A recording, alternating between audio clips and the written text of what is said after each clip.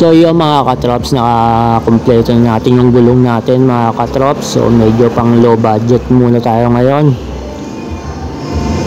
So try natin to. Nagpalit na rin ako ng style ng gulong. Nag dual sport ako na gulong.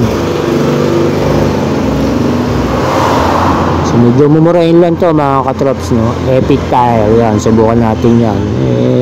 Dati kasi medyo may kamahalan yung aking gulong. So dahil lost budget ako ngayon, yan lang muna. So yun, pinakabit ko na yung isa mga katrops. Sa hulihan muna kasi nahihirapan akong bitbitin yung dalawa.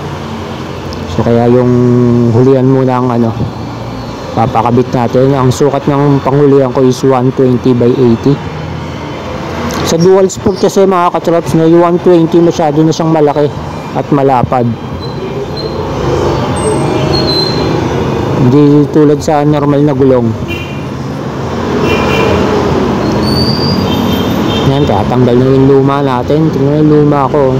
Sinus nga pala yung ko mga katrops, na yung luma. So ayan, tignan nyo naman yung mags. Napakalinis mga katrops. So, sino ba nagsasabing nakakabulok ang silan sa mags? Napakalinis, diba? Kitang kita nyo naman.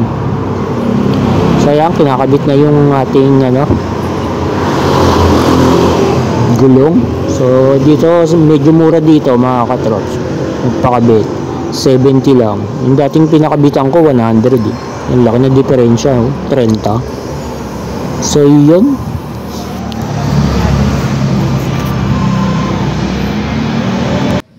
At heto na kinalabas ng ating motor mga katrops. Grabe, medyo tumaas na naman yung motor mga katrops. So dati kasi yung una kong nakuha to, malalaki talaga gulong niya, kaya mataas. Tapos yung pinalit ako ng gulong, medyo naglit ako ng konti ng gulong kasi nga para yung budget is sumakto lang.